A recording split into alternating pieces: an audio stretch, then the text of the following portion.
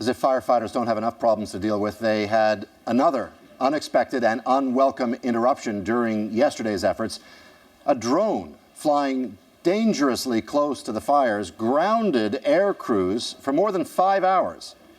Transport Canada states drones cannot fly over forest fires or where they interfere with emergency personnel. RCMP are now looking for the drone and its owner. Even a small drone could potentially be dangerous, could be deadly for our air crews if it got sucked into an engine or came in contact with a helicopter's rotor. That could have potentially, unsafe results to it. So we did have to clear out of that airspace, which is obviously very frustrating for us, given we were in full swing of response on that fire.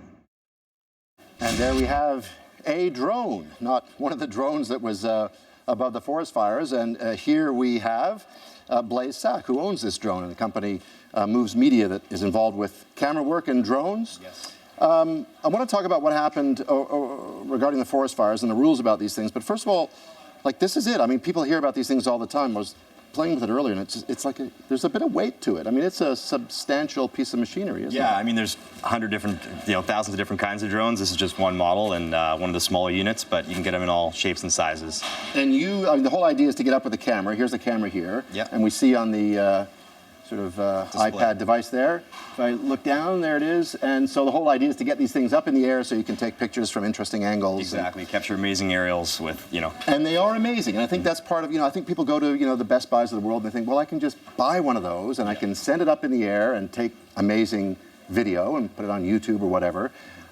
But there are regulations and rules that people don't know about. Yeah, how does and that a lot work? of people don't understand that, as soon as you lift off the ground, you're actually in Transport Canada and Nav Canada regulated airspace. And there's a lot of rules that are governed being in that space if you're not aware of it, you just don't understand, what kind of risks you're getting yourself into with aircraft traffic or, with flying over crowds and with people. And if something were to occur and something were to fall, someone could get injured.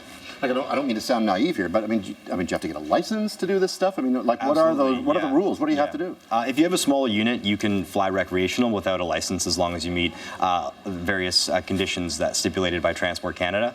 If you're filming and basically doing anything commercial, then you do require licensing and approval from Transport Canada with a special flight operating certificate to fly and to film using a UAV or a drone.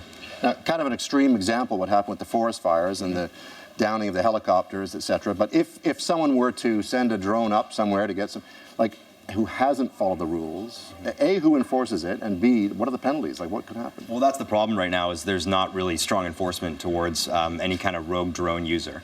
There are smaller fines in place if monitored by Transport Canada, but essentially you're in police territory here, and they don't really have distinct bylaws or laws that are going to unless something criminal happens or injury or crash occurs, you're not really infringing on any law or policy at the moment. Back to naive me, I was asking you earlier if we could fly this around the newsroom, and you smartly said, no, we're not going to do that. I mean, is there much to learn? Like, just out of curiosity, is it hard to master these things? These are pretty simple. I mean, basic liftoff and basic maneuvers, pretty standard. Anyone can learn it in a day to get the craft off the ground and maneuver around a bit. So it's really simplified, and that's where the popularity's really taken off, is anyone can do it. It's basically a do-it-yourself machine.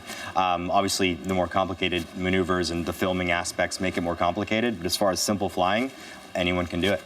Anyone can do it if you play by the rules and don't send them up over forest fires. Yes, Thanks exactly. a lot, Blaise. No problem. Appreciate it.